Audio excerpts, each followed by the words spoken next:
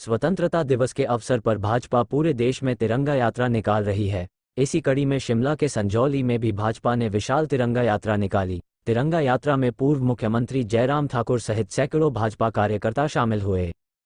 इस मौके पर नेता प्रतिपक्ष जयराम ठाकुर ने कहा कि आज पूरे देश के लिए गौरव का दिन है।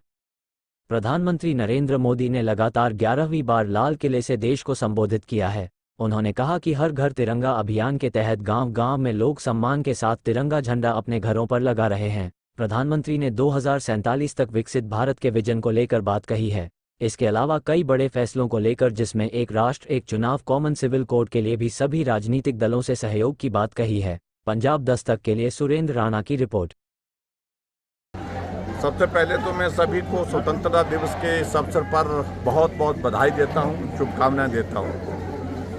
आज शिमला में तिरंगा यात्रा के दौरान हमको उसमें शामिल होने का सौभाग्य प्राप्त हुआ। बहुत जोश के साथ बड़ी संख्या में नौजवान, बुजुर्ग, माताएं, बहनें सब इस तिरंगा यात्रा का हिस्सा बनी। और ख़ास तौर से आदरणीय प्रधानमंत्री नरेंद्र मोदी जी ने जिस प्रकार से पूरे देश के लोगों से आह्वान किया कि ये स्वतंत्रता बहुत लंबे संघर्ष के पश्चात मिली है, और स्वतंत्रता दिवस जब हम मनाते हैं तो हमको इसको पूरे जश्न के साथ, जुनून के साथ, खूब उत्सव के रूप में मनाना चाहिए। और इसलिए देश के लोगों के बीच में देशभक्ति का जज्बा पैदा हो, और उसके लिए आवश्यक है हम अलग अलग यात्राएं करें। तिरंगा यात्रा पूरे देश भर में इस वक्त एक कार्यक्रम जिस प्रकार से चल रहा है, जहां लाखों की संख्या में लोगों ने जिसमें भाग लिया।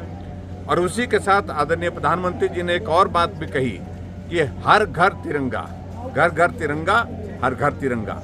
और उस कार्यक्रम के अंतर्गत भी पूरे देश भर में हर घर में, गांव में जाएं चाहे शहर में जाएं, लोग तिरंगा झंडा बहुत सम्मान के साथ अपने घरों में लहरा रहे हैं। और ये निश्चित रूप से हम सब के लिए खुशी की बात है। आज प्रधानमंत्री जी ने जिस प्रकार से राष्ट्र को संबोधित किया, 11वीं बार लगातार उनने अपना संबोधन दिया, और अब की बार तीसरी बार प्रधानमंत्री बनने के पश्चात पहला संबोधन उनका ये था, जो 2049 यानी कि 2047 का एक विजन उन्होंने दिया।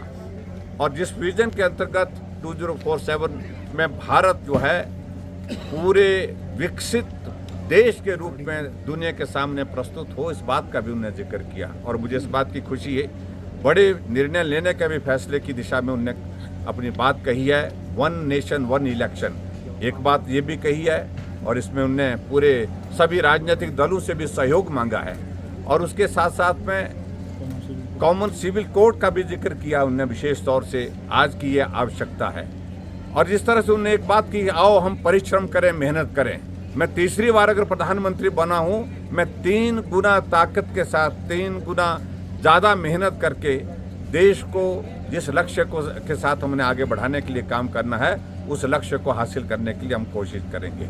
और ऐसे महत्वपूर्ण विषयों को लेकर के जहां प्रधानमंत्री जी ने संबोधित किया, जहां वीर सैनिकों जिन्होंने अपनी जीवन की कुर्बानी इस देश की रक्षा के लिए दी, उनको भी याद किया।